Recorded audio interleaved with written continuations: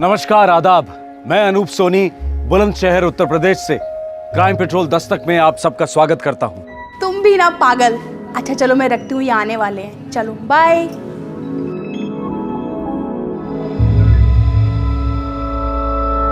मुझे नहीं पता था आप मेरे पीछे खड़े हो। और मुझे भी नहीं पता था कि मेरे पीठ पीछे ये सब हो रहा है।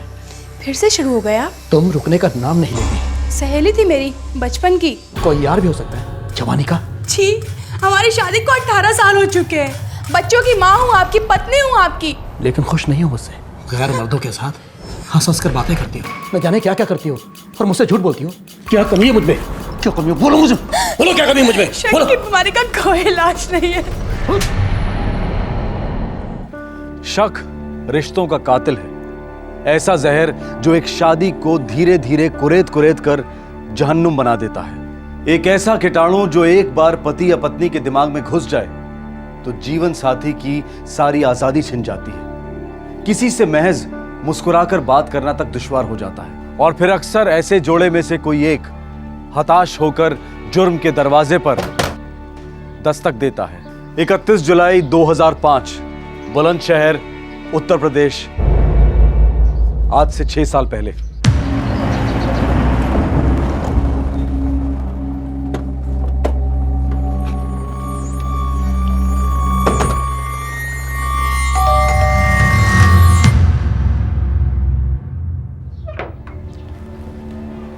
मोहन जी हमारे साथ चलिए।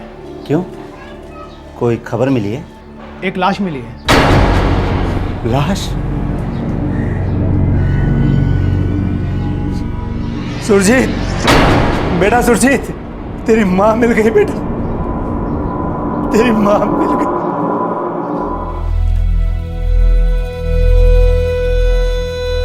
आर्निया के एक तालाब से मिली है लाश। पोस्टमार्टम की रिपोर्ट कहती है कि मौत कई दिन पहले हुई है। देखिए मोहन साहब, लाश काफी सड़ चुकी है। दिखाइए।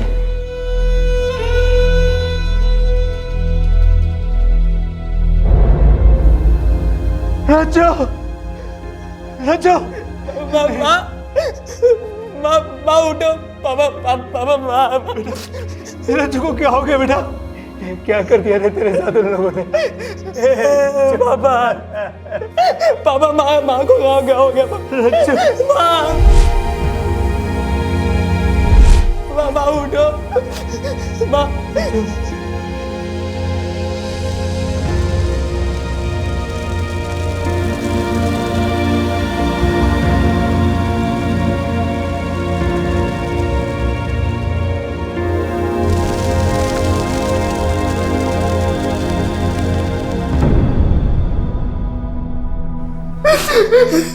बस कर बेटा, बस कर। अरे तेरे रोने से तेरी माँ वापस थोड़ी ना आई। मोहन सिंह जी, हमें इन्फॉर्मेशन मिली है कि वो तीनों अपने अपने गांव में छुप कर बैठे हैं। हमने टीम्स भेजी हैं उन्हें अरेस्ट करने के लिए। एक टीम आप मेरी बीवी रज्जो को वापस लाने के लिए भेजिए ना। भेज सकते हैं आप, ला सकते हैं आप उसे वापस। देखिए मोहन सिंह जी, हमने काफी कोशिशें की थी, लेकिन क्या कोशिश की थी आपने? अरे 1 महीने से ऊपर हो गया मेरी बीवी को अगवा हुए, और अब जाके आपको पता चला है कि वो लोग कहाँ हैं, और वो भी सब कुछ हो जाने के बाद। मैं उन्हें छोड़ूंगा नहीं, कोर्ट जाऊंगा, उन तीनों को सजा दिला कर आऊंगा। मैं अपनी रज्जो को इंसाफ दिला कर आऊंगा। मैं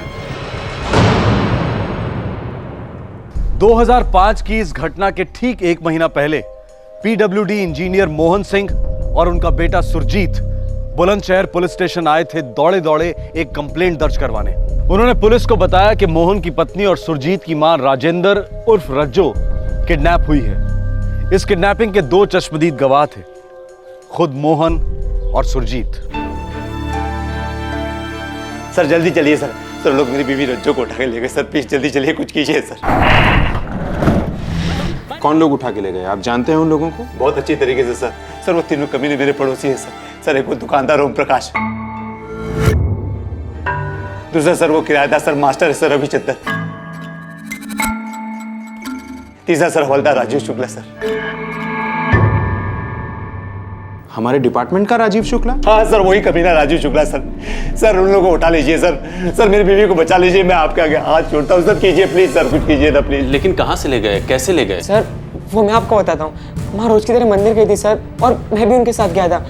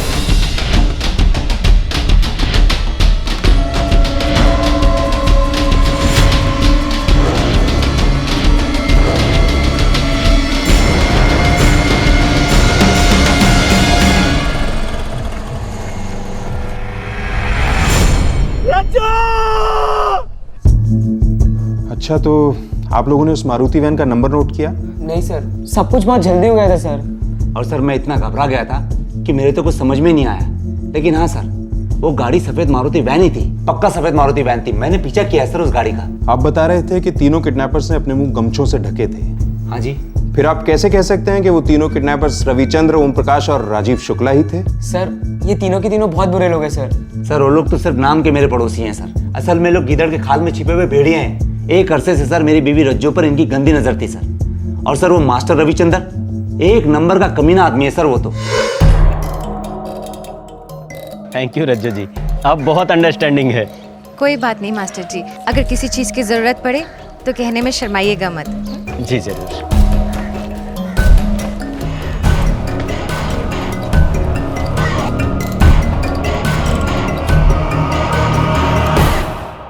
बहुत अच्छे, बहुत हंसमुख है। इनफैक्ट उनका और राघव का रिश्ता बाप बेटे का नहीं है, दोस्तों का ज्यादा है। अरे रज्जो, ये ऊपर वाले रविचंद्र के बच्चे ने किराया दिया कि नहीं? जी नहीं, बोले स्कूल वालों ने सभी टीचर्स की तनख्वाह लेट कर दी है इस बार। बोले 10 दिन में दे देंगे। बेचारे सॉरी भी बोले। सॉरी भी बोले? अरे मैं तो पहले ही इसे किराएदार नहीं रखना चाहता था। बिल्कुल पसंद नहीं है मुझे ये आदमी। क्यों जी, ठीक ठाक तो है। वैसे तो किराया हमेशा वक्त पर देते हैं, अपने आप में रहते हैं, मंदिर भी जाते हैं। तू तो बिल्कुल भोली है रज्जो, बिल्कुल ना समझ है। दुनियादारी तो कुछ समझती है नहीं। जानती है उसके स्कूल से मैंने क्या क्या सुना है उसके बारे में? क्या सुनाई दिया है आपको? देख, तुझे ये सब जानने की कोई जरूरत नहीं। तू बस उस आदमी से दूर ही रहना, समझी? ये आपके घर का फर्स्ट फ्लोर कब से किराए पर दिया था इस रविचंद्र को? यही कोई 6-7 महीनों से। स्कूल टीचर है तो सोचा कि अच्छा आदमी होगा इसलिए किराए पे रख लिया, लेकिन बहुत बड़ी गलती हो गई साहब। सर कल ही हमने उसे कहा था घर खाली करने के लिए। वो माँ को बहुत परेशान करता था। सर मेरी बीवी रज्जो तो एकदम गाय है, हर किसी पे भरोसा कर लेती है, लोगों के बुरे इरादों को समझ ही नहीं पाती। सुबह से शाम तक भगवान की पूजा पाठ में लगी रहती है, इसलिए सब में भगवान दिखता है। और ये बाकी के दो पड़ोसी ओम प्रकाश और हवलदार राजीव शुक्ला, इनके साथ क्या हुआ था? दोनों एक नंबर के कमीने हैं, बेशरम हैं, मीठी छुरी हैं दोनों। ओम जी, ये बाकी सामान रहने दीजिए। वो क्या है ना, मेरे पास 300 रुपये कम है। अरे कुछ भी सामान यहाँ नहीं रहेगा, सब आपके घर जाएगा। 300 रुपये कहीं भागे जा रहे हैं क्या भाभी जी? आपसे इतनी पुरानी और अच्छी जान पहचान है, जब पैसा आए तब दे दीजिएगा। शुक्रिया ओम जी।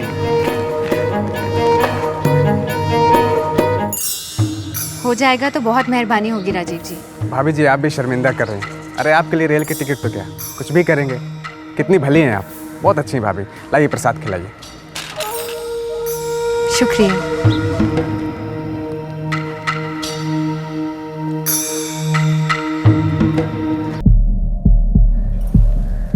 रज्जो, ये हवलदार राजीव शुक्ला, ये तो कभी किसी का काम करता नहीं, फिर तुम्हारे लिए ट्रेन का टिकट क्यों लेकर आया? क्योंकि मैं उनकी पड़ोसी हूँ। माँ मैंने कहा था ना मैं ले आऊँगा। आप हमेशा दूसरों से काम क्यों करवाती है? और वो दुकानदार ओम प्रकाश, वो तो कभी किसी को 1 रुपये का उधार देता नहीं है, फिर तुम्हारे साथ महीने भर का खाता खोलने की बात क्यों करता है? क्योंकि वो जानते हैं कि मैं कहीं भागने वाली नहीं हूँ। लेकिन वो लोग तुम्हारे पीछे भाग रहे हैं, ये बात तुम कब समझोगी रज्जो? माँ एक नंबरी लिच्चड़ आदमी ओम प्रकाश, और वो हवलदार वो भी कुछ कम नहीं है। अरे आप उससे बात क्यों करती हो माँ? तुम दोनों को हो क्या गया है? जब देखो मेरे साथ ऐसे पेश आते हो जैसे मुझे कुछ हो जाएगा। मैं कोई बच्ची हूँ क्या? अरे बच्ची नहीं हो, लेकिन नादान तो हो, भोली हो, बिल्कुल भोली। उन लोगों के इरादों को बिल्कुल नहीं समझती हो। अरे लक्षण रज्जो दस्तक होते हैं, दस्तक। इससे पहले कि तुम्हारे साथ कुछ गलत हो जाए तुम समझ जाओ ना।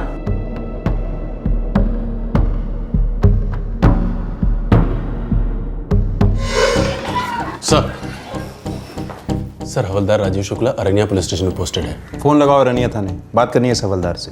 बात क्या करनी है इंस्पेक्टर साहब? जल्दी कुछ कीजिए, उन तीनों के चुंगल से मेरी बीवी को बचाइए, वरना कुछ भी कर सकते हैं, कुछ भी। हेलो, अरनिया थाना। बुलंदशहर थाने से पीएसआई गजेंद्र सिंह बोल रहा हूँ। सलाम सर, कांस्टेबल आजम खान बोल रहा हूँ। कांस्टेबल राजीव शुक्ला है ड्यूटी पर? नहीं सर, वो आज ड्यूटी पर नहीं है। छुट्टी पर है? नहीं सर, ऐसा कुछ भी नहीं बोले, बस आज आए नहीं है। पता नहीं क्यों उनका मोबाइल भी ऑफ है। मोबाइल ऑफ है? रविचंद्र जी मैथ्स पढ़ाते हैं यहाँ पर। बात क्या है इंस्पेक्टर? आज छुट्टी क्यों ली है उन्होंने? छुट्टी ली कहाँ, बस आए ही नहीं है। आज 4 ज़रूरी क्लासेस शेड्यूल थी उनकी, ना फ़ोन ना कुछ, मोबाइल भी स्विच ऑफ। वैसे बात क्या है इंस्पेक्टर? कुछ बताकर नहीं गए, बोले कि तुम दुकान संभालो। ओम प्रकाश जी का मोबाइल क्यों स्विच ऑफ है? वो ही जाने, वो कभी बताते नहीं और मैं कभी पूछती नहीं। अपनी मर्जी के मालिक हैं वो।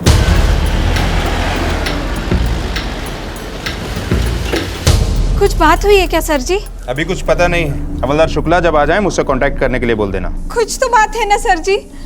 देखिए, वो पहले तो कभी बिना बोले ड्यूटी से ऑफ नहीं रहे हैं और दोनों मोबाइल भी उनके कभी बंद नहीं आए। वो हमसे हर चीज बताते हैं। आप बताइए ना, क्या बात है? कुछ मत छुपाइए हमसे। छुपे हुए तो आपके पति हैं। हवलदार शुक्ला जब आ जाए मुझसे कांटेक्ट करने के लिए बोल देना।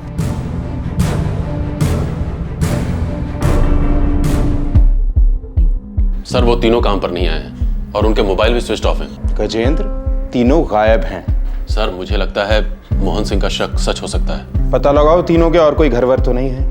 खास दोस्त, अड्डे, सबका पता लगाओ। ठीक है सर। मिसेस रज्जो मोहन सिंह की आबरू ही नहीं, जान भी खतरे में हो सकती है।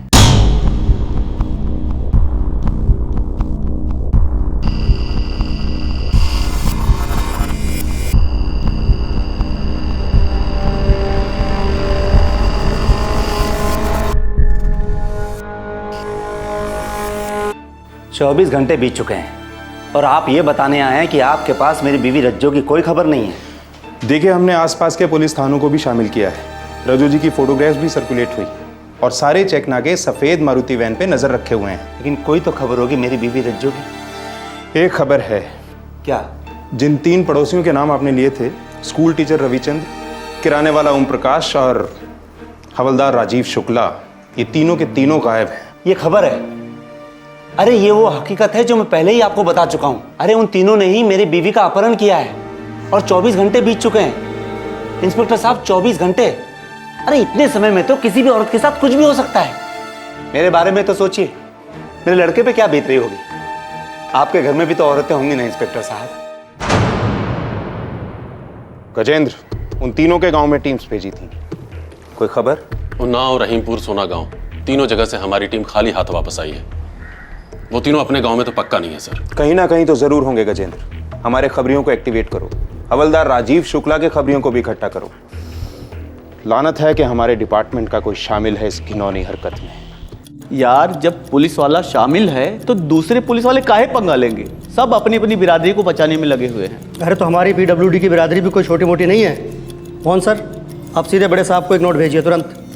हाँ साहब, बिल्कुल भेज दीजिए। वो तो मैं कब का भेज चुका हूँ। बड़े साहब सीधा कलेक्टर साहब से बात करेंगे ना, तभी कोई पत्ता हिलेगा।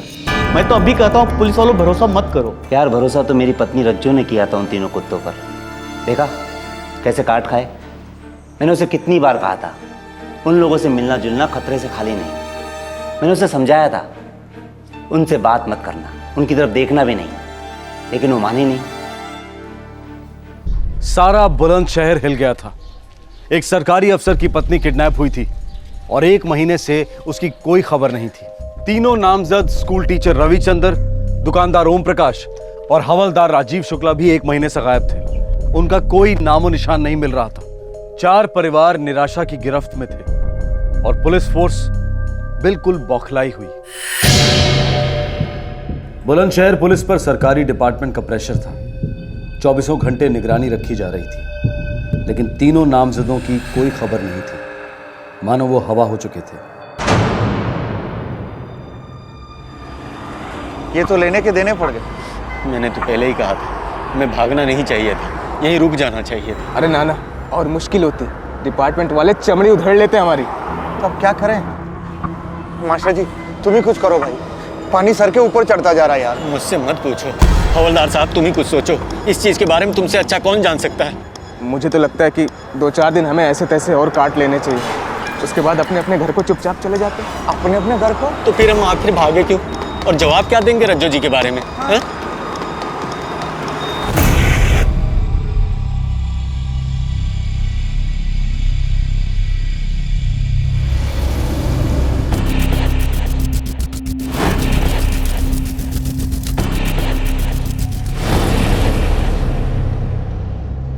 24 जुलाई 2005 अरनिया पुलिस को एक तालाब से एक औरत की लाश मिली। ये लाश काफी सड़-गल चुकी थी। पोस्टमार्टम के 7 दिन बाद तक ये लाश लावारिस पड़ी रही। चूंकि रज्जो का केस गरमाया हुआ था, इसलिए स्वाभाविक तौर पर शिनाख्त के लिए मोहन सिंह को बुलाया गया। बाप बेटे दोनों ने रज्जो को आइडेंटिफाई किया। अब रज्जो की किडनैपिंग का केस रज्जो मर्डर केस में तब्दील हो गया। मैं उन तीनों को सजा दिला के रहूंगा। मैं अपनी रज्जो को इंसाफ दिला के रहूंगा। हमारा यकीन कीजिए मोहन सिंह जी, हम भी वही चाहते हैं। हम आपकी पत्नी के हत्यारों को गिरफ्तार करके रहेंगे। उनमें से एक आपके डिपार्टमेंट का आदमी है, गिरफ्तार करेंगे आप? बड़े दुख की बात है मोहन सिंह जी अगर आप ऐसा सोचते हैं। खैर छोड़िए, जब हत्यारे गिरफ्त में होंगे तब देखिएगा आप जान जाएंगे कि पुलिस डिपार्टमेंट क्या चीज़ है। चलते हैं, चलो।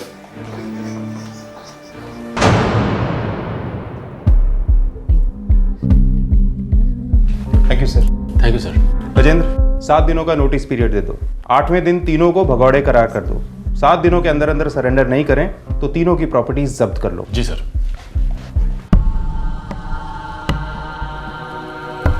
देखो भाई, हम लोगों के पास कोई और चारा तो है नहीं, और वैसे भी हमारे कारण हमारे घर वालों की तो बैंड बज चुकी है। रज्जो जी इस दुनिया में नहीं है और अब बहुत जल्द हम भी वहीं जाने वाले हैं। हम तीनों की कब्रें खुद चुकी हैं। तो फिर हम जिंदा लाशों की तरह क्यों भटकते रहे?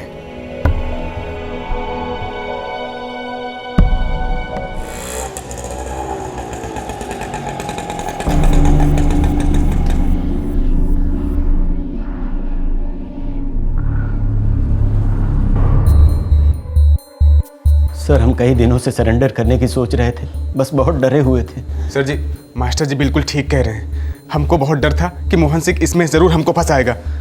सर, हमें मालूम है कि हम इस मामले में पूरी तरह से फंस चुके हैं, लेकिन हमारा यकीन कीजिए सर, हम तीनों बेकसूर हैं सर। भाई हवलदार राजीव शुक्ला, तुमने अपने साथीदारों को बताया नहीं कि पुलिस झूठे बेकसूरों के नकाब चेहरे समेत उखेड़ती है? सर जी, अब हम तीनों सरेंडर करने आए हैं। दूध से पैर धोएं तुम्हारे, या फिर ऐसे धो डालें कि दोबारा पैरों की जरूरत ही ना हो।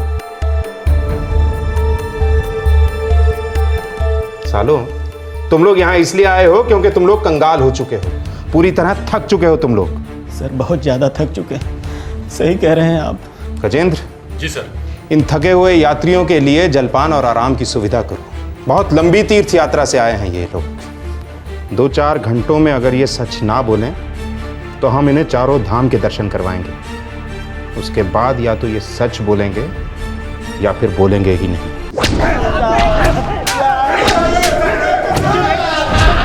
साले, मास्टर होके ऐसी करता है? हमारा यकीन कीजिए साहब, हम इसलिए भाग गए थे क्योंकि हमें पता चला कि रज्जो जी का किडनैप हो गया है और वो पागल मोहन सिंह हमारा नाम लेने जा रहा था। साहब, भगवान की कसम, इस किडनैपिंग के बारे में हम लोग को कुछ भी मालूम नहीं था। हमारा कोई हाथ नहीं था इसमें। तुम तीनों की उस औरत पे नजर थी। एक अधेड़ उम्र की शादीशुदा औरत को तुम तीनों ने मिलकर बर्बाद किया।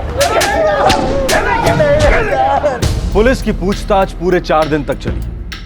3rd डिग्री के इस्तेमाल के बावजूद तीनों आरोपी एक ही सुर में गा रहे थे, एक ही बात दोहरा रहे थे कि वो बेकसूर है। ये कोई क्रिमिनल रिकॉर्ड वाले छटे हुए हिस्ट्री शीटर्स नहीं थे जो पुलिस की मार के आदी थे। एक स्कूल टीचर था, एक दुकानदार था और एक खुद पुलिस वाला।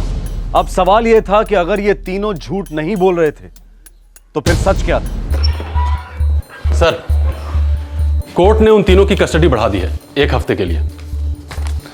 मुझे डाउट है कि इससे कुछ फायदा हो, और हैरानी की बात यह है कि इतनी पिटाई के बाद भी तीनों मुंह नहीं खोल रहे हैं। सर, शायद उनके मुंह में कुछ हो ही ना। शायद मोहन सिंह के पेट में कुछ हो।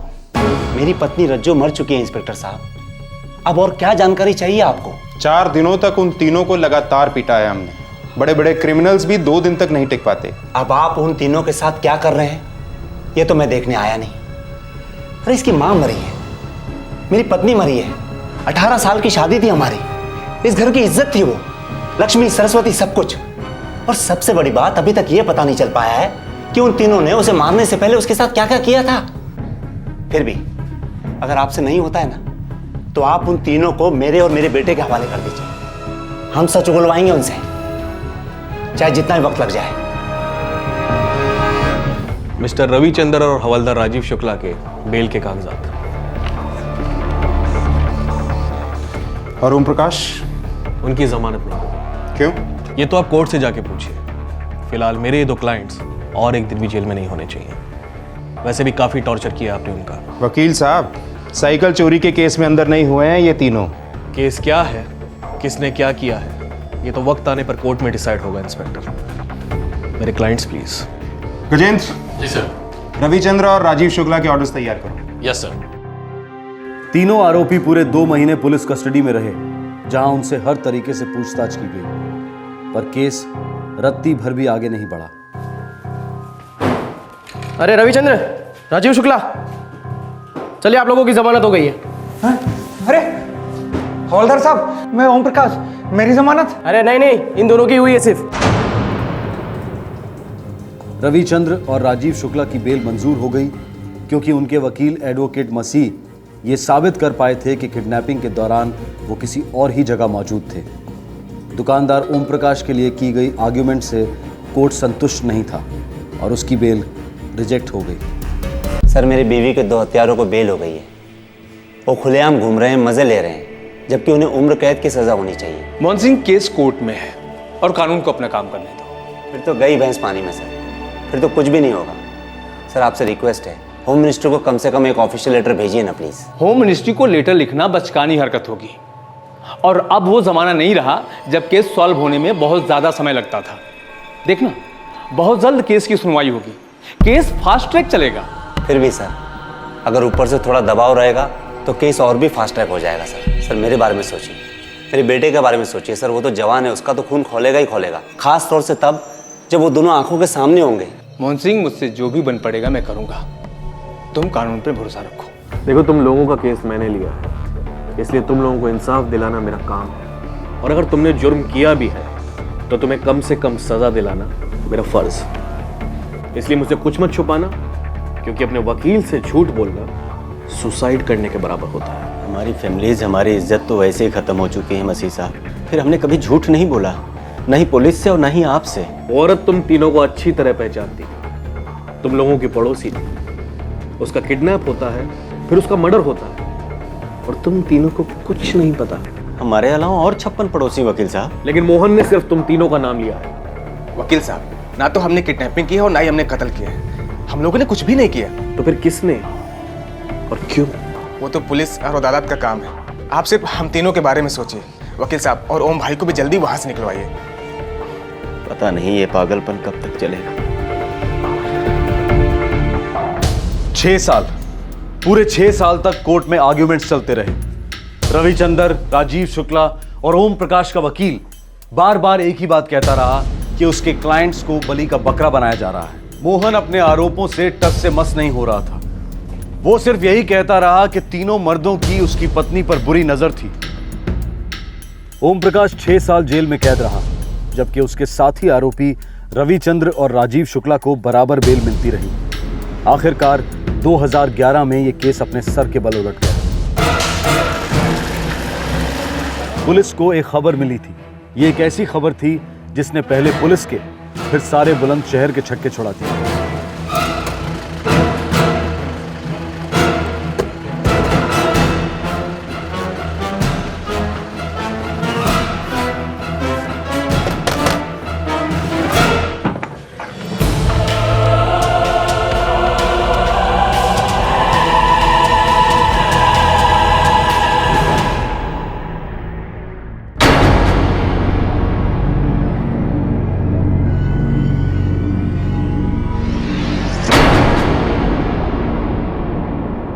6 साल बाद बुलंदशहर पुलिस के सामने एक औरत खड़ी थी जो ये कह रही थी कि वो रज्जो है, वही रज्जो जो अगवा की गई थी, वही रज्जो जिसकी मौत हो चुकी है। क्या ये वाकई मोहन सिंह की बीवी थी?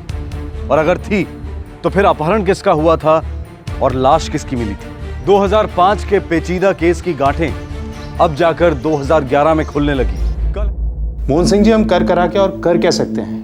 कानून ने रविचंद्र और राजीव शुक्ला को बेल दी है। वैसे वो अभी तक शक और कानून के दायरे से बाहर नहीं है। लेकिन आप कानून के रखवाले तो है ना इंस्पेक्टर साहब, आप उन दोनों के खिलाफ और सबूत इकट्ठा क्यों नहीं करते? सर जी, 6 साल में जो बन पाया है हमने किया है। नहीं किया है इंस्पेक्टर साहब, मेरी बीवी को मारकर नहर में फेंक दिया गया और अभी तक आप ये पता नहीं लगा पाए कि उसको मारने से पहले उसके साथ क्या क्या किया गया था। आपको अभी तक मर्डर वेपन नहीं मिला है, आपको वो सफेद रंग की मारुति वैन नहीं मिली है जिसमें मेरी बीवी को अगवा किया गया था। 6 साल बहुत होते हैं इंस्पेक्टर साहब इन सारी चीजों को ढूंढने के लिए, और छुपाने के लिए भी बहुत होते हैं मिस्टर मोहन सिंह। 6 साल काफी लंबे होते हैं। बात 5-6 साल की नहीं है। वक्त पर हमारा अधिकार नहीं होता है, उसे हम नहीं बनाते। पर इज्जत हम खुद बनाते हैं, उसकी रक्षा भी करते हैं। एक बार वो चली गई तो वापस कभी नहीं आती। अब कभी भी रिहा हो जाऊं, क्या फर्क पड़ता है? शक ने तो उम्र कैद की सजाई दी है, मुझे भी और मेरे परिवार को भी। कुछ समझ में नहीं आ रहा साहब, मैं दुकान संभालूं या घर? हमारी बेटी की उम्र शादी के लायक हो चुकी है, पर उसके लिए कोई रिश्ता नहीं आता। सब कहते हैं उसका बापू खूनी है, गंदे गंदे इल्जाम लगाते रहते हैं। और हमारा बेटा, वो तो अपने बापू से मिलने तक नहीं जाता, अपने नाम के साथ उनका नाम तक नहीं जोड़ता। ये सजा कब तक चलेगी साहब? देखिए, जब अदालत अपना फैसला सुनाएगी तभी पता चलेगा।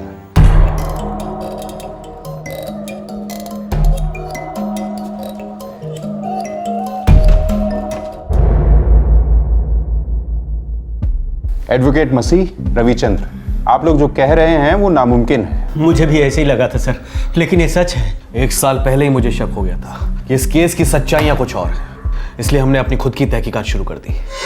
वकील साहब, ये हर बार ही तारीख शिफ्ट हो जाती है, छुट्टी वेस्ट हो जाती है, मेरी बेचैनी बढ़ती है। कब अपना नाम क्लियर कर पाऊंगा पूरी तरह? रवि, अब जो कुछ करना है हमें खुद करना होगा। क्या मतलब वकील साहब? मतलब ये कि कोर्ट जब तक पुलिस को आगे इन्वेस्टिगेशन करने के लिए नहीं कहती, तब तक पुलिस कुछ नहीं करेगी। कोर्ट में हजारों केस चल रहे हैं, मगर तुम्हारे पास जिंदगी सिर्फ एक है।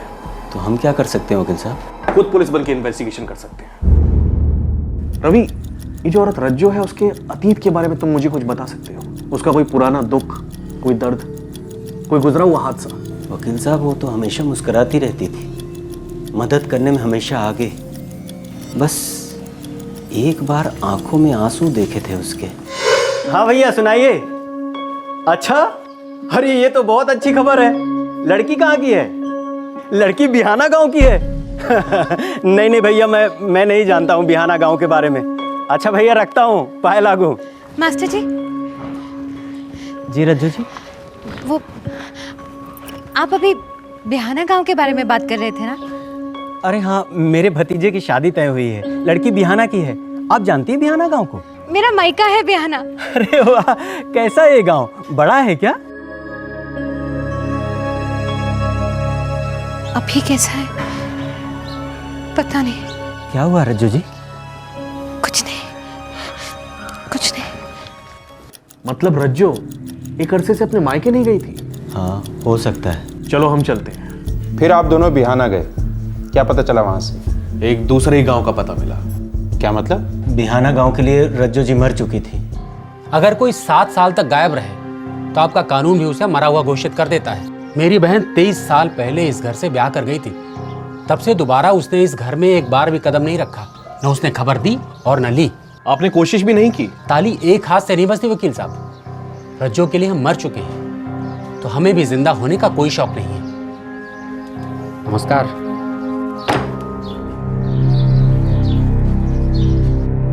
अब ये आप क्या कह रही हैं? हाँ जी, मैंने सारी बातें सुनी। अब मेरी सुनो, ये जो रज्जो है ना, उसको तो शादी करनी नहीं थी, जबरदस्ती ब्याह दी गई। शादी क्यों नहीं करना चाहती? एक स्कूल का मास्टर था विक्रम सिंह, उसके साथ इसकी मंगनी हो गई थी, लेकिन पता नहीं क्या हो गया, मंगनी टूट गई। उसके बाद तो समझो ये जोगन बनने चली थी रज्जो। माँ जी, ये विक्रम सिंह कहाँ पढ़ाता था? बोला तो स्कूल में। नहीं, किस स्कूल में? अब मैं क्या जानूं, स्कूल से मेरा क्या लेना देना। हमें लगा शायद कोई लेना देना हो। 1% चांस तो हो सकता है। स्कूल कैसे ढूंढा आप लोगों ने? 6 महीने तक अलग अलग जिलों के स्कूलों के रिकॉर्ड्स की खाक छान मारी हमने। पिछले 38 सालों में हमारे स्कूल में जितने भी अध्यापक रह चुके हैं उन सबके नाम इस रजिस्टर में हैं, और यहाँ भी। विक्रम सिंह क्या पढ़ाते थे मालूम नहीं? एक भूगोल विक्रम सिंह थे जो इस दुनिया में नहीं रहे बेचारे, और एक खड़ूस विक्रम सिंह थे जो इस दुनिया में रहते हुए भी ना रहे जैसे हैं। क्या मतलब? मतलब अपने आप में खोए रहते हैं। ऐसे खामोश अध्यापक सारे जिले में ना मिले हैं। अभी कहाँ मिलेंगे? अरे वही मंदिर के पास वाली गली में तो रहते हैं। क्या बताऊं सर, रिटायरमेंट के करीब पहुंच चुके हैं और हनुमान जी की उपासना छोड़कर कामदेव जी के भक्त बने बैठे हैं। क्या मतलब? अरे वही के बस 5 साल पहले तो उन्होंने शादी की है।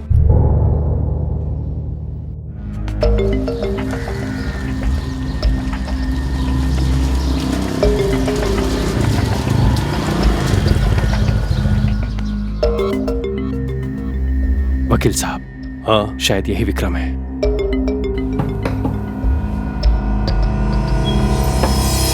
अरे आप आ गए? रज्जो जी? हाँ वकील साहब, ये तो रज्जो जी हैं। हाँ, आर यू श्योर? हाँ, रज्जो जी।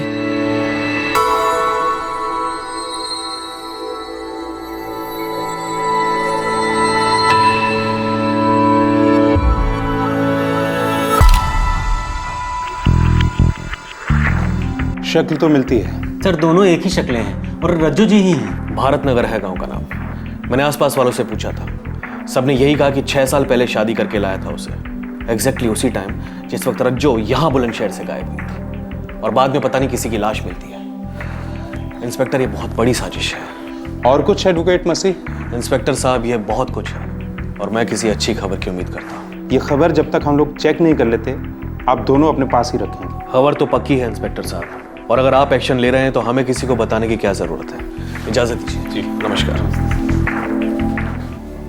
क्या लगता है गजेंद्र? सर, मुझे तो ये सारी कहानी मनगढ़ंत लगती है। लेकिन शक्ल मिलती है। भारत नगर चलने की तैयारी करो।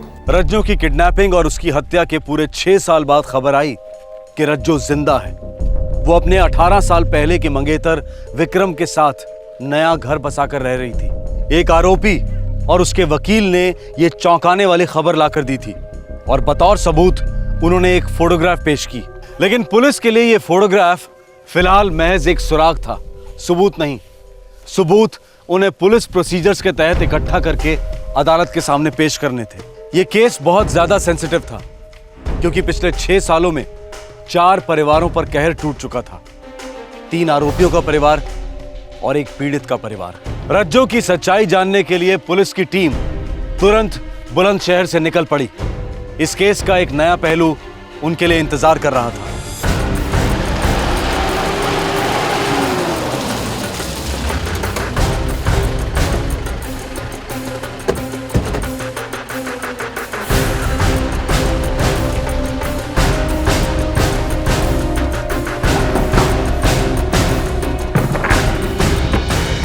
जी?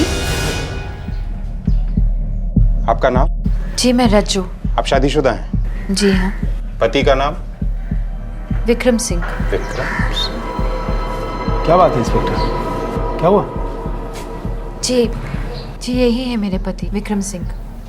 जी, आप लोगों को हमारे साथ बुलंदशहर चलना होगा, बाकी बातें रास्ते में करेंगे। चलिए।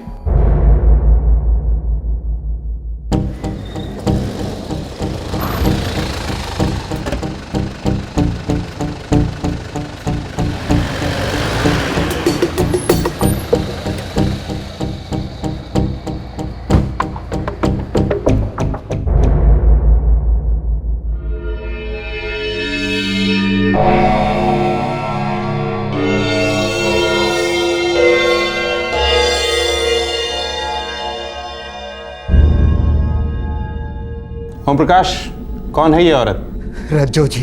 हवलदार? रज्जू भाभी साहब। मास्टर जी। सर, मैं तो पहले ही बता चुका हूँ। ओपन एंड शट केस है इंस्पेक्टर। मेरे तीनों क्लाइंट्स क्लीन हैं। रुकिए एडवोकेट मसीह साहब, रुकिए। अभी मोहन सिंह जी और सुरजीत ने कुछ कहा नहीं है। मोहन सिंह जी, मैं इस औरत से जानना चाहता हूं, ये कौन है? हाँ, आप मोहन सिंह की बीवी से विक्रम सिंह की बीवी कैसे बनी? इस आदमी के शक ने मुझसे मेरा बच्चा, मेरी जिंदगी, सब कुछ छीन लिया। 18 साल मैं इसके साथ रही पत्नी बनकर, इसे अपना सब कुछ दिया, लेकिन इसने सिर्फ शक किया।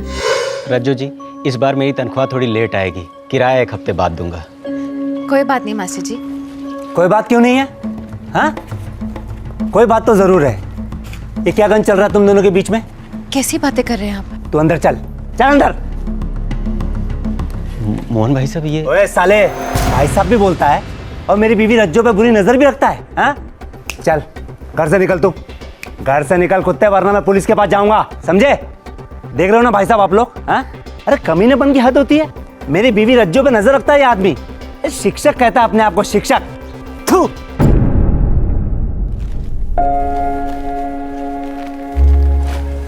ओम जी, अब ये बाकी सामान रहने दीजिए, मेरे पास 300 रुपए कम है। पैसे कम है तो क्या हुआ, कहीं भागे जा रहे हैं क्या? शुक्रिया ओम जी। पैसे तो कहीं भागे नहीं जा रहे हैं, लेकिन तू भागने का प्लान बना रहा है मेरी बीवी के साथ, हैं? मैं तेरी नीयत को अच्छी तरह समझता हूँ। अरे बेशरम है साला, दुकान की आड़ में सिटियाबाजी करता है, हैं? ये क्या कह रहे हैं, क्या बकवास कर रहे हैं? चुप कर ओम प्रकाश के बच्चे। तेरी लीचड़गिरी सारी दुनिया जानती है, हर औरत के सामने ही हु हा हा, हैं? लेकिन ध्यान रहे, मेरी बीवी से दूर ही रहना, नहीं तो तेरी ये सड़ी दुकान और तुझे दोनों को बंद करवा दूंगा। तू जानता नहीं है मेरी पहुंच कहां तक है। आप लोग भी मोहल्ले में एक ही दुकान मिलती है क्या आपको? हैं? अरे बेशरम है साला, 1 नंबर का, दुकान के आड़ में सटियाबाजी करता रहता है ये। मेरी बीवी से दूर रहना, समझे? अरे भाभी जी, मंदिर से आ रही हैं, लाइए प्रसाद खिलाइए। आपने ट्रेन की टिकट मंगवाई थी, वो मैं ले आया हूँ। ये रही आपकी ट्रेन की टिकट और बाकी के बचे पैसे। ए साले हवलदार, छोड़ मेरी बीवी का हाथ। रुक, अभी आके बताता हूँ। भाभी जी, ये तो हद हो गई, आज जवाब दे के ही रहूंगा। नहीं नहीं भाई साहब, मैं आपके आगे हाथ जोड़ती हूँ। देखिए, बात बढ़ाने से क्या फायदा, आप अपने घर जाइए। 2 टके के हवलदार, तेरी हिम्मत कैसी हुई रे बीच रास्ते में मेरे बीवी पे हाथ डालने की? मोहन जी, बहुत हो गया। बहुत तो अब होगा। डीसीपी से लेकर कलेक्टर, हर एक से पर्सनल टच में हूँ मैं, छोड़ूंगा नहीं तुझे मैं। और ये सारा मोहल्ला गवाही देगा मेरे लिए। देख रहे हो ना आप लोग? हाँ, आप सब लोग देख रहे हो ना क्या जमाना आ गया? ये रक्षक ही भक्षक बन गए। बेटा डरता नहीं हूँ मैं तुझसे, ऊपर तक जाऊंगा, याद रखना। चल जो, चल, नौटंकी लगा रखी है इधर। ये तीनों अच्छे लोग हैं, हमेशा मेरी मदद करते, शरीफ लोग, घर बार वाले लोग। इनको सबके सामने जलील होना पड़ा, इनके कारण मुझे शर्मिंदगी महसूस होती, माफी मांग नहीं सकती। ये फिर गलत समझ बैठे तो एक औरत के लिए कितनी बुरी बात है। इस उम्र में शादी के इतने साल बाद ये सब देखना पड़े। कहीं भी अकेले जाने नहीं देते, मंदिर जाती तो भी सुरजीत को साथ भेजते, 24 घंटे मुझ पर निगरानी रखते। मेरे बच्चे को इन्होंने इस कदर अपने काबू में रखा था, वो तो भूल ही गया था कि मैं उसकी माँ हूँ। मैं सारा दर्द पीकर इन दोनों की पूरे दिल से देखभाल करती, मुस्कुराते हुए ताने सुनती। लेकिन एक रात तो हद हो गई। पापा, कल दोपहर को मम्मी किसी से फोन पे बात कर रही थी, जैसे ही मैं आया तो तुरंत फोन काट दिया। बकवास मत कर सुरजीत, वो मैं अपनी सहेली से फोन पे बात कर रही थी। वही था ना, शादी से पहले वाला स्कूल मास्टर जिससे तेरा चक्कर चल रहा था, जिसकी झूठन को तेरे बाप ने मेरे गले से बांध दिया। बस भी कीजिए, बच्चे के सामने कितनी गंदी बात कर रहे हैं। सुरजीत, तुम अंदर जाओ। सुरजीत कहीं नहीं जाएगा, तो यहीं रुक बेटा। तुझे जानना जरूरी है कि तेरी माँ कौन है और कैसी है। बता, शादी से पहले तूने क्या क्या गोल खिलाए थे? किसे फोन करती है? किसे फोन करती है? नहीं समझ में आता तेरे? बोलो नहीं समझ में आता? कितनी बार मार खाएगी? किसी को नहीं, मैं अपनी सहेली से बात कर रही थी। वो स्कूल मास्टर सहेला। रोको ना अपने पापा को, रोको ना इन्हें। रोकू? मैं रोकू? मेरा तो दिल करता है कि मैं भी आपको मारूं। सुना बेटे ने क्या कहा? हैं? बता किसको फोन कर रही थी? बता किसे फोन कर रही थी? हैं? मोहल्ले वालों के साथ भी गुलछर्रे उड़ाती है? किन किन लोगों के साथ तेरा चक्कर है? बता। शादी के तुरंत बाद इन्होंने मेरे घर वालों से सारे रिश्ते नाते तोड़वा दिए। जब बाबा गए तब भी जाने नहीं दिया। पूरे 18 साल किसी से मिलने नहीं दिया। और फिर उस रात जैसा लगा जैसे मेरा बच्चा, मेरा सुरजीत भी मुझसे अलग हो गया है। उस रात मेरे अंदर कुछ टूट गया और मैंने वो घर छोड़ दिया। मैं भगवान को साक्षी मानकर इस शादी को तोड़ रही हूं। मुझे ढूंढने की कोशिश मत कीजिए, मेरा अब आपसे कोई नाता नहीं। सुरजीत बेटा खुश रहो। भगवान से प्रार्थना करती हूँ कि किसी दिन तुम्हें सच और झूठ के बीच का फर्क पता चले। मैं रहूं ना रहूं, मेरी दुआएं तुम्हारे साथ हैं।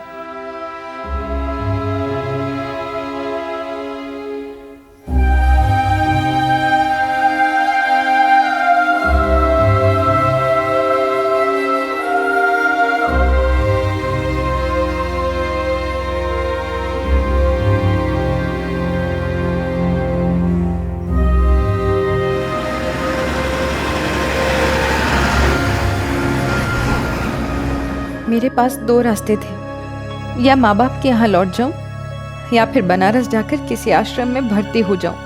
लेकिन भगवान ने तीसरे रास्ते को मेरी ओर भेजा।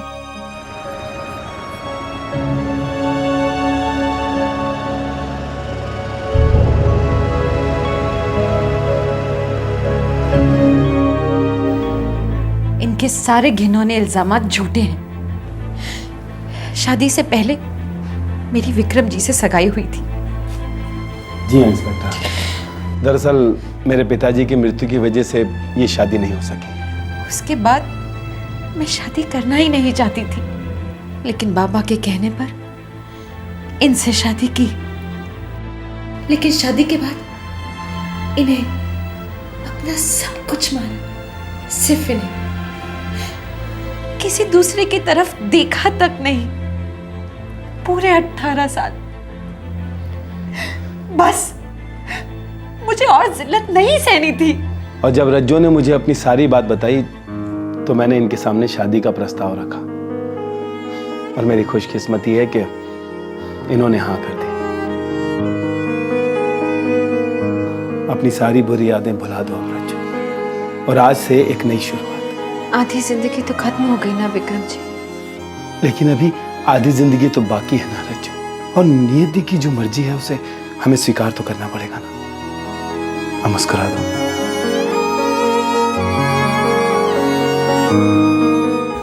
उस दिन के बाद से मैंने आज तक पीछे मुड़कर नहीं देखा। मुझे आज जाकर पता चला है कि मेरे जाने के बाद ये सब हुआ है, लेकिन मैं चौंकी नहीं। इनसे और उम्मीद की भी क्या जा सकती है। लेकिन अगर मुझे पहले भनक होती तो मैं पहले ही इनका पर्दाफाश कर देती। कम से कम इन 3 भले लोगों की जिंदगी तो खराब नहीं होती। इस बयान ने तीनों आरोपियों को भी ताकत दी अपनी बेगुनाही की आवाज बुलंद करने के लिए। एक बहुत अहम सवाल का जवाब सामने आया, आखिरकार ये तीनों आरोपी फरार क्यों हुए थे? पूरे गांव में खबर फैल गई थी कि रज्जो जी अगवा हो गई हैं। हमने सुना कि मोहन सिंह हमारे खिलाफ शिकायत दर्ज करने जा रहा है। इस पागल आदमी ने तो हमारा पल्ला वैसे ही कमजोर कर रखा था। पूरे मोहल्ले के सामने हमें बेइज्जत कर चुका था ये। देख रहे हो ना आप लोग? हाँ, आप सब लोग देख रहे हो ना क्या जमाना आ गया है? ये रक्षक ही भक्षक बन गए। मेरी बीवी रज्जो पर नजर है इस आदमी की। अरे यह आदमी अपने आप को शिक्षक कहता है। आइंदा से सामान वामान लेने नहीं आई हो यहाँ। पहुंच मत जाना घर पे। हम बहुत ज्यादा डर गए थे। हम बहुत सीधे साधे लोग हैं साहब, कोई पहुंच नहीं, पहचान नहीं। मैं तो पुलिस फोर्स में होने के बावजूद इतना डर गया। इन दोनों का तब बुरा हाल था। हमने सोचा जब तक राजू भाभी नहीं वापस मिलती तब तक हमारा छुपे रहना ही बेहतर है। क्या दिन देखने पड़ रहे हैं हवलदार भाई। जिंदगी में किसी का कोई नुकसान नहीं किया, सबसे दोस्ती, कोई बैर नहीं, फिर भी। मैं तो बच्चों को सच्चाई और नेकी का पाठ पढ़ाता हूँ, उस पर अमल भी करता हूँ। मैं मोहल्ले में सर उठा के चलता हूँ, और मैं ही क्यों, आप सभी भी तो चलते हैं। लेकिन अगर पुलिस हमें गिरफ्तार करके घसीट के घर से ले गई तो मोहल्ले में कितनी थू-थू होगी। पुलिस मार मार के खाल खींच लेती है लॉकअप में। अरे यार, हम अपने घर लौट भी पाएंगे क्या कभी? ऊपर वाले पे भरोसा रखें। चलो अभी चलते हैं। शिकायत दर्ज हो चुकी है और वारंट भी हमारे खिलाफ निकल चुका है।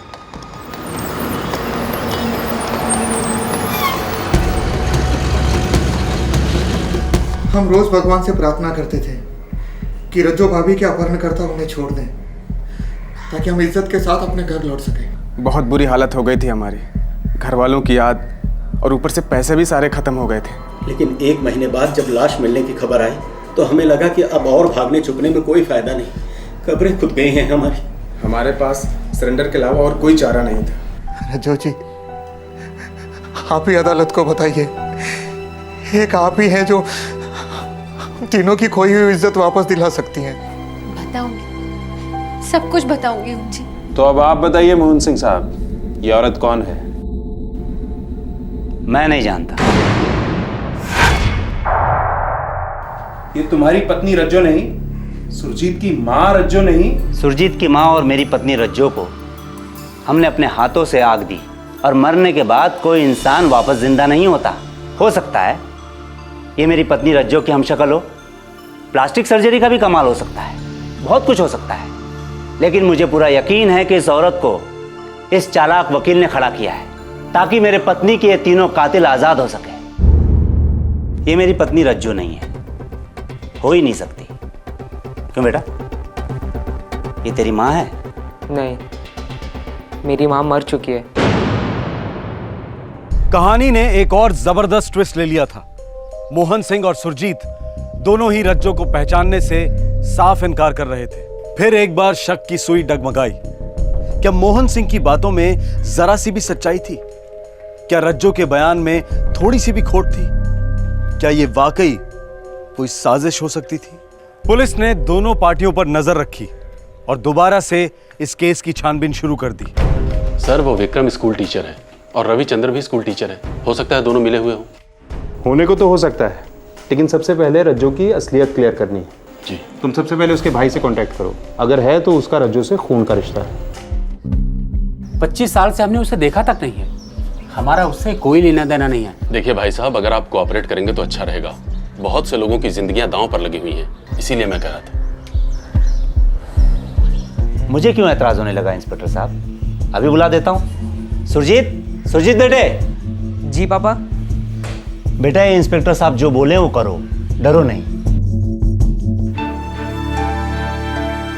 मुझे कोई एतराज नहीं, मैं तो कुछ भी करने को तैयार हूँ, बस उस दरिंदे को सजा हो जाए। अपने आप को रज्जो कहने वाली औरत, असली रज्जो का बेटा सुरजीत और असली रज्जो का भाई, तीनों का डीएनए टेस्ट करवाया गया। यह टेस्ट शक को यकीन में बदलने वाला था। 4 परिवारों को इस टेस्ट का बेहद इंतजार था और रिजल्ट ने सारे शक दूर कर दिए। रज्जो और उसके भाई का डीएनए टेस्ट मैच हुआ। रज्जो और सुरजीत का डीएनए टेस्ट मैच हुआ। रज्जो वाकई रज्जो थी, सुरजीत की मां और मोहन सिंह की पत्नी जिससे उसने रिश्ता तोड़ा था। मोहन सिंह, 6 साल तक तुम मेरे केबिन में आकर मुझसे सवाल करते रहे।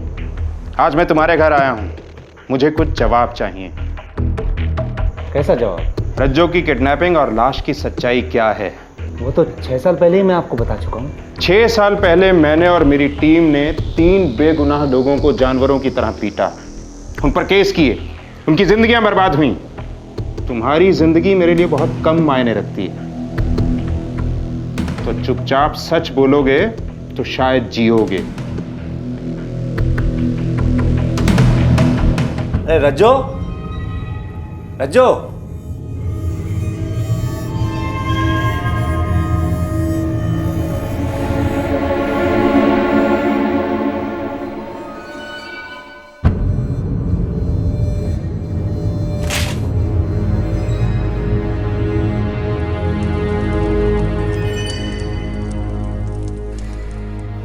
सुरजीत बेटे, हाँ पापा। मेरा शक सही निकला बेटा, भाग गई वो उल्टा। तेरी माँ तुझे मुझे हम दोनों को छोड़कर भाग गई। भाग गई बेटा। नहीं नहीं पापा, ऐसा नहीं हो सकता पापा, वो अभी नहीं जा सकती पापा, नहीं ऐसा नहीं है। रो मत बेटा, बेटा आज से तेरा बाप तेरी माँ मैं खुद हूँ बेटा। बेटा मैं जैसे बोलूंगा वैसे ही करते जाना, करेगा ना बेटा? जैसा कहोगे वैसा ही करूँगा पापा। फिर मैंने पूरी झूठी कहानी बनाई किडनैपिंग की, और आपके पास आकर एक झूठी रिपोर्ट लिखवाई।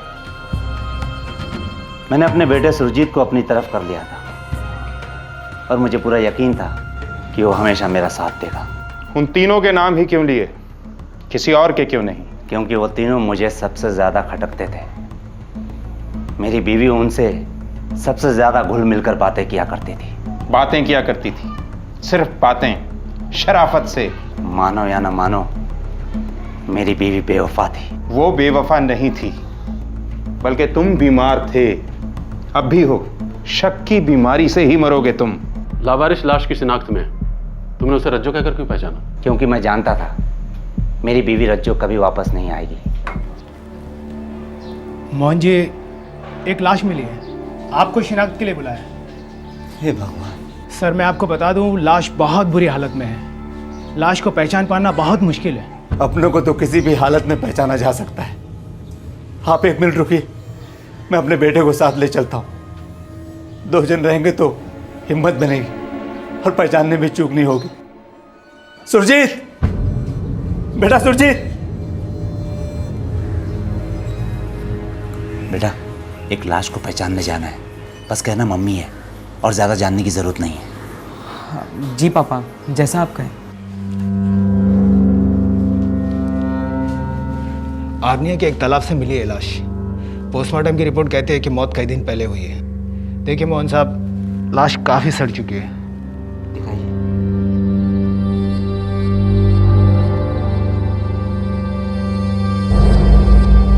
रज्जो, रज्जो, क्या कर दिया था तेरे साथ उन लोगों ने? पापा।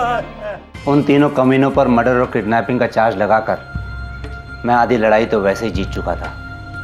ऊपर से उन तीनों बेवकूफ़ों का भागना मेरा काम आसान कर गया। मर्डर का केस बनते ही उनके टेंटवे दब चुके थे, हमेशा हमेशा के लिए। हमेशा हमेशा के लिए तो बस एक ही चीज रहेगी, तुम्हारे शक की बीमारी, जो तुम बखूबी अपने बेटे को भी दे चुके हो।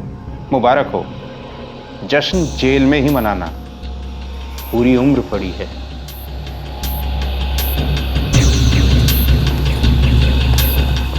मोहन सिंह और सुरजीत को संगीन झूठे इल्जाम लगाने और झूठे बयान देने के जुर्म में गिरफ्तार किया गया।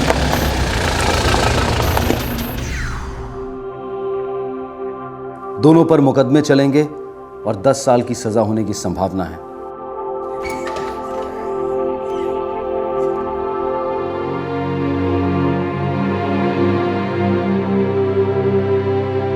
अदालत ने ओम प्रकाश को बाइज्जत बरी किया है।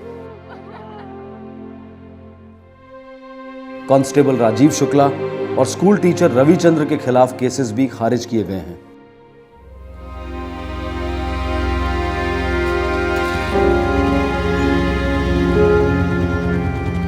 रज्जो विक्रम के साथ खुश तो है, पर अपने बेटे की याद और बुरे दिनों के सपने उसे आए दिन डिस्टर्ब करते रहते हैं। शक का शिकार जिंदगी भर तड़पता है। कल और आज 2 भागों में दिखाई गई ये दास्तान शक की कहानी वाकई एक अद्भुत केस है। किसी ने किसी की जान नहीं ली, लेकिन शक ने कितनी सारी जिंदगियां बर्बाद कर दी।